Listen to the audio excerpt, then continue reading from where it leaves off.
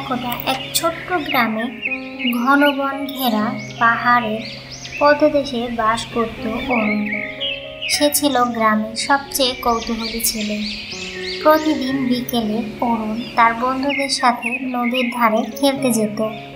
একদিন সন্ধ্যায় খেলার ছলে সে একা একা নদীর ওপারে চলে যায়। ওপারটা ঘন অরণ্য। গ্রামের লোকেরা বলতো এই অরণ্যের সন্ধ্যার পর নাকি পরীদের বসবাস হয়। অরুণের মনে কৌতূহল জাগলো, পরীদের কি সত্যিই দেখা পাওয়া যায়? পথে যেতে যেতে সে খেয়াল করলো চারদিক নিস্তব্ধ হয়ে গেছে, কেবল পাখিদের ডাক আর ঝিঝি পোকার শব্দ শোনা যাচ্ছে। হঠাৎ অরুণের চোখ পড়ল একটি ঝলমলে আলোর দিকে। সেই আলো এমনই সুন্দর যে তার চোখে ঝলসে যাচ্ছিল। আলোর দিকে তাকিয়ে হাঁটতে হাঁটতে অরুণ চলে গেল এক খোলা জায়গায়, যেখানে ঝর্ণা বয়ে চলেছে। ঝর্ণার ধারে দাঁড়িয়ে অরুণের মনে হলো এ যেন কোনো স্বপ্ন রাজ্য।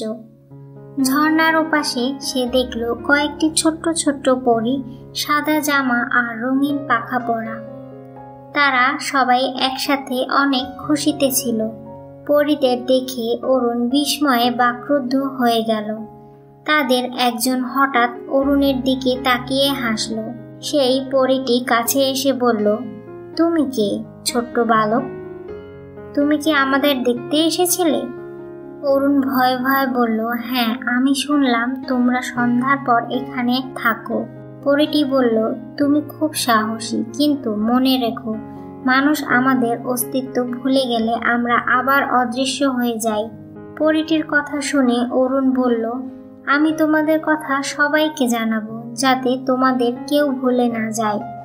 এ কথা শুনে পরীরা সবাই হেসে উঠল এবং বলল, তাহলে যাও ছোট্ট বালক, পৃথিবীর মানুষগুলোকে বলো প্রকৃতিকে ভালোবাসতে হবে, তার যত্ন নিতে হবে, তাহলেই আমরা চিরকাল এখানে থাকব।